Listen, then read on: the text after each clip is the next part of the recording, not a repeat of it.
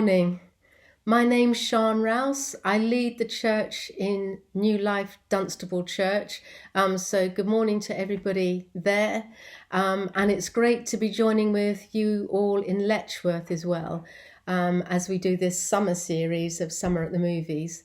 Big thank you to Joel and Beth and the team around you, because we're sort of sharing this, but that is a very imbalanced arrangement of sharing, where you're doing the lion's share and we're contributing in a very modest way. But we really appreciate the chance to work together as two churches nonetheless. So I had to give quite a lot of thought as to which movie I wanted to speak from. You know what it's like. You've seen thousands of them and then you stop to think and you can't remember one. But I kind of kept coming back to the same one. It's probably a movie that has inspired me more than any other. It's one that makes me cry in a way that is embarrassing. There's a certain cinema etiquette, isn't there? It's good to shed a gentle tear at a film because it shows that you're really connecting with the message. But that looks like, near the end, a dabbing of the eyes appropriate. The kind of heavy sobbing tears is not really the thing to do in a cinema. And in my effort to suppress that reaction to this film, it's kind of the shoulder shaking variety in your seat. So it's quite a traumatic experience. But the storyline is just brilliant. It's powerful. It's a very long book, which I'm sure I'll never get round to reading. It's a musical. It's actually the longest running musical in the West End, and you might be beginning to guess what it is. Its title, when translated into English, means The Wretched Ones. I mean, who wants to see a movie about the wretched ones, and how is a show about this so popular? Of course, it translates into Les Miserables, and I'm sure you got there a long time ago and working out what I was talking about. Now, maybe it's that popular because the songs in it are incredible. But I like to think that as well, it really connects with the human heart, this story. So it's not going to be a depressing message, so stay with me. But it's a beautiful one. I dreamed a dream in time gone by, when hope was high, life worth living.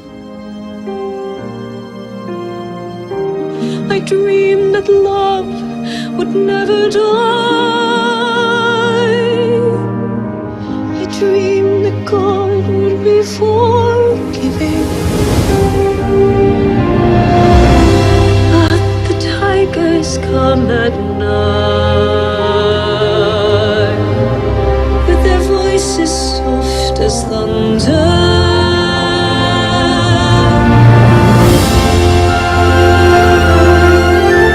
A dream my life would be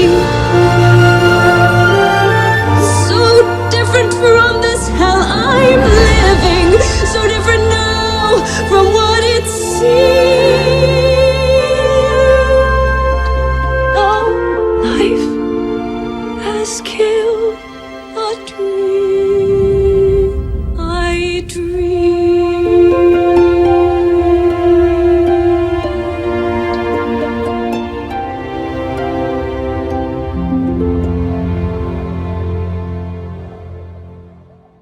Today, I just really want to take the kind of two obvious main themes that run all the way through the story, rather than trying to unpack a very elaborate plot, and just pull out some elements which I hope will just give us something to chew on for ourselves today.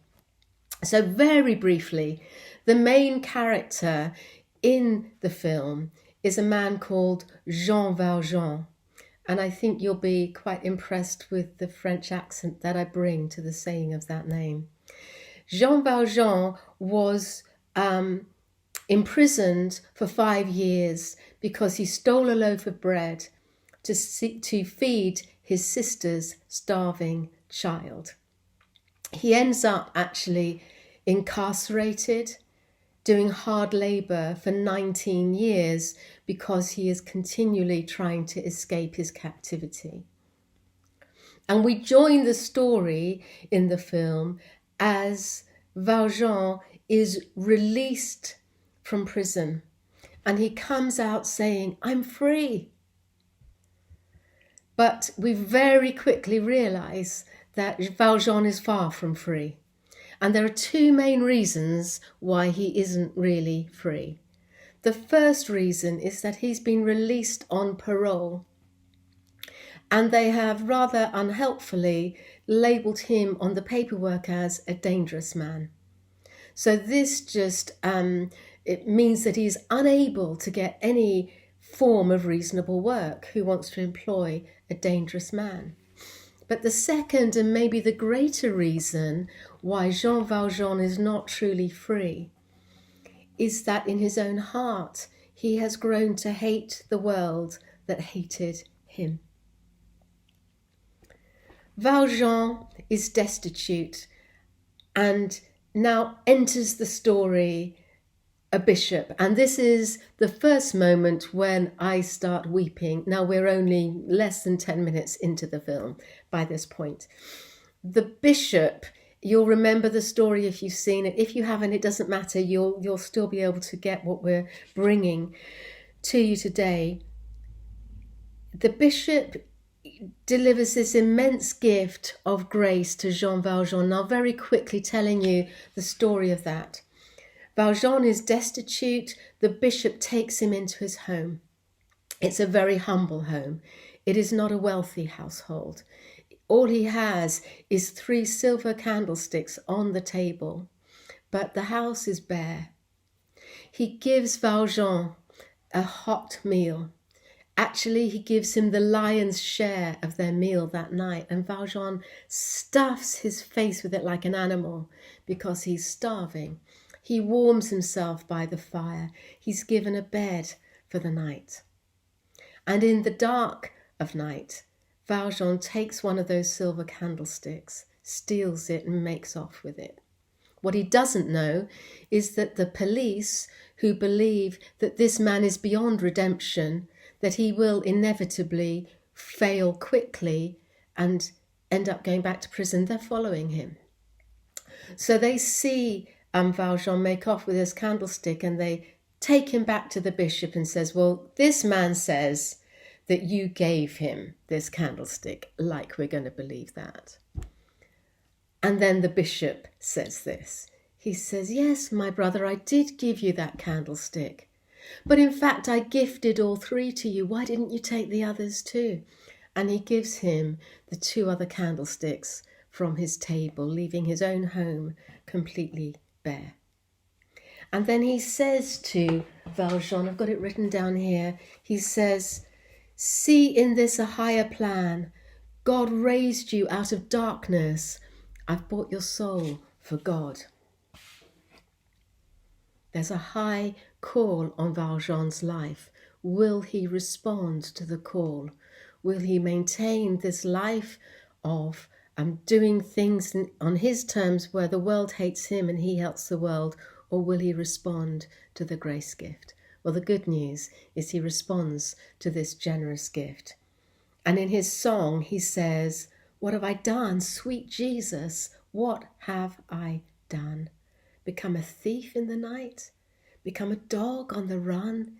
He starts to see the reality of his own condition. And then he sings, "Why did I allow that man to touch my soul and teach me love? He treated me like any other. He gave me trust. He called me brother.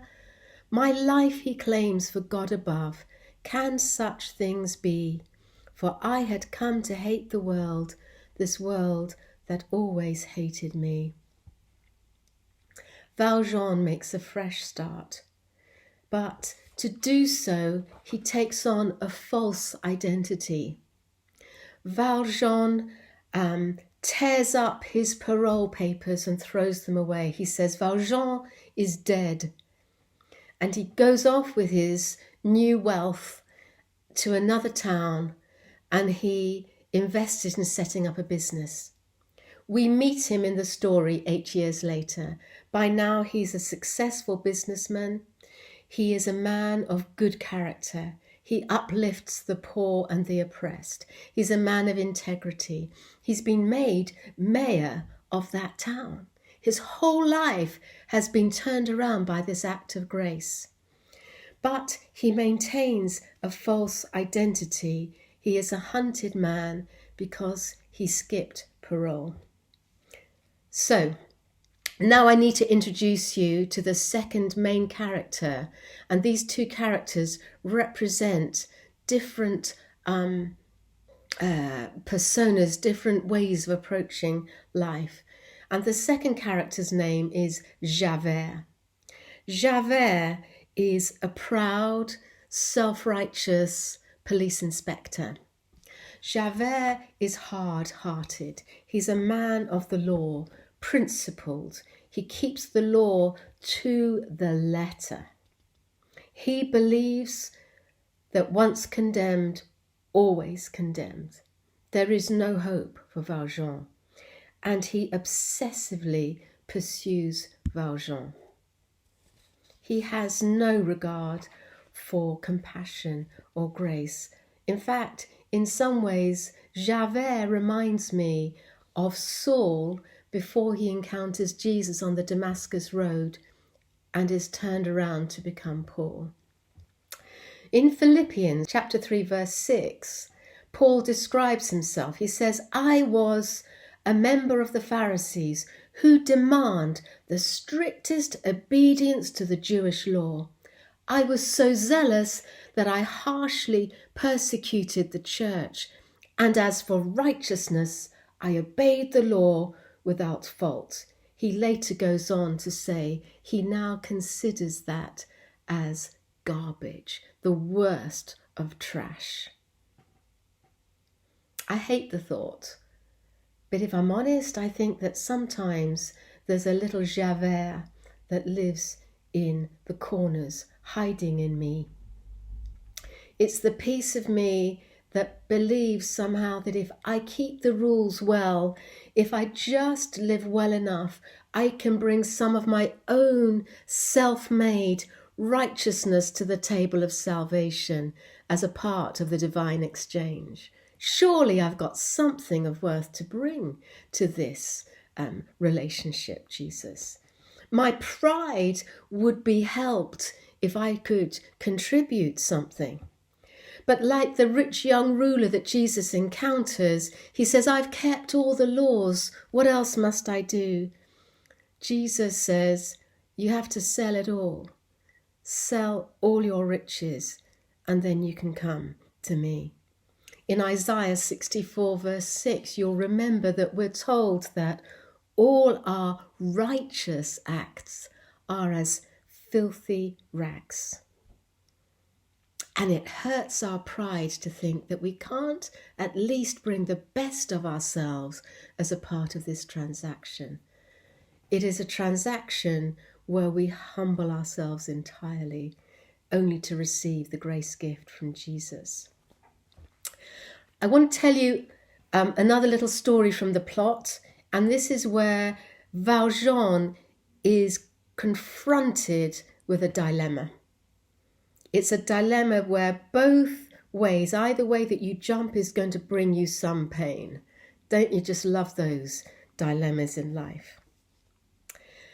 He discovers that a man has been caught and wrongly identified as Jean Valjean. What a gift. What a gift. Finally, an end to this tiresome, wearisome hunting from the police. They would no longer pursue him. They have found their man. The hunt is called off. Valjean, under his new identity, can just carry on with the life that he's created, finally comfortable after all those years of suffering.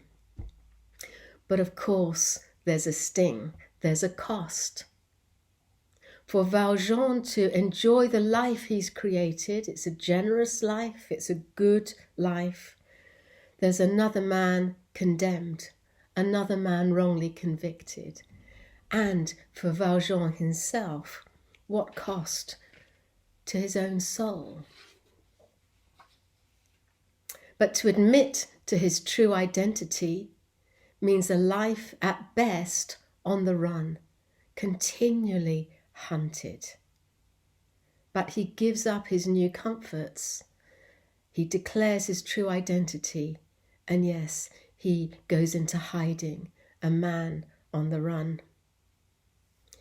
But the truth is what this man seems to have understood, that the only way that I can truly grow is to embrace my own identity, daring to be the vulnerable, real me, warts and all.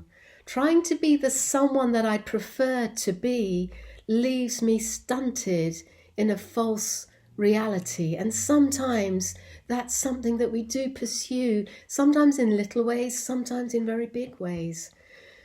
I will never truly be fulfilled until I feel freed up to accept that I am the me that God created. Even though I am now flawed, I need to be the real me. Too often, others appear to do life much better than I'm doing it, especially when I look at their lives through the lens of social media. And what a filter that one is. Others seem to be a much better parent, a much better husband or wife, a much better colleague in the workplace, a much better Christian. If only I could be that better version that I see out there. Do you know, the first prophetic word that I was personally ever given, I don't know if you remember the first time somebody prophesied over you, but I was caught with a sense of awe that God would choose to give someone a prophetic word just for me. And it spoke right into my heart. And it was a chastening word. And I won't forget it. And it's from many years ago. The word was, don't despise the gift of God within you. Ouch. I felt chastened because I realized straight away that I was forever putting myself down. And in wishing myself to be a different, another version of myself, I was despising the gift that was me. And what God wanted me to do was just to grow in my own identity. So like Valjean living his life as a hunted man, his life was not one of comfort, but it was one that was authentic. And he now was growing into the greater reality of living out his salvation in his own persona. One more scene to share with you from this fabulous story. It's a story that's complex and has many layers to it. But I just want to home in. We're just going to land into a story where all sorts of elements have conspired to create this scene.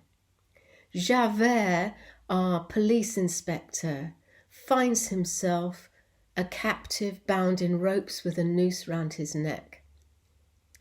Valjean finds himself not by anything he's intended of his own doing, but he finds himself a man holding a knife required to put to death Javert, a traitor. This man, Javert, has persecuted him mercilessly when he was in prison, has hounded him and hunted him all his life. He has single-handedly made Valjean's life an utter misery, and here's his opportunity. Valjean approaches Javert and he cuts the rope from his neck and cuts him free from his bonds. The man is given this grace gift of his life back, probably to return to his pursuit of Valjean, but he's given his life back. He's a free man. What a fabulous picture of the grace of God. Such an undeserved gift. What grace! Mercy triumphs over judgment. The audience is thrilled. We all throng to hear the story again of mercy triumphing over judgment. We love the story of grace. We crave it for our own lives because we know that we need it. Javert, though he can't receive it, this breaks all his rules. The burden of grace for Javert is unbearable because he must live according to his own righteousness. And so he takes his own life rather than receive the gift. Luke 18 verse 24 says, "How hard it is for the rich to enter the kingdom of God. Indeed, it's easier for a camel to go through the eye of a needle than for someone who is rich to enter the kingdom of God." Those who heard this asked, "Who then can be saved?" What is impossible with man is possible with God, says Jesus. Where pride is king, there is no room for grace. We can only be born again naked and with empty hands. Today, I wonder if you need, like me so often, to lay down your own self-effort and your own self-reliance once again, to respond to Jesus' encouragement to come to me, all you who are weary and heavy laden, and I will give you rest. Self-effort and self-reliance are exhausting. I should know I slip into it all too often. You see, in this story, my copious tears are not for the many wretched ones in the storyline through this film, but they are when I see Valjean, when I see this man who has received this gift of mercy, of grace, and how he responds to it, heart and soul. He becomes the grace giver. He becomes the forgiver. He becomes the one who extends mercy again and again, tirelessly and at his own cost. The haunted man becomes one of integrity and grace, mirroring his Saviour. His life quickens me and pulls me into the core. We're not called to a chocolate box, promise box life. We're called to take up our cross and follow Christ. But there's a whole layer of this story that Les Mis does not tell us, the layer of our story. And that is that we are a people filled with the Spirit of God, filled with the Spirit of Jesus Christ, the character, the nature. The fruit of the Spirit infuses my own character and shapes me and changes me into his likeness. I don't just achieve this transformation through my own dogged effort. I receive this grace gift day in, day out, strength that comes from joy, a life rich of the abundance of God, generosity that comes from the wealth received, forgiveness because we have been forgiven, loving because we are oh so loved. We are participating in the life of Jesus. And this is the story that makes my heart sing and makes my heart weep. And that is the message I want to bring to you from the story of Les Miserables.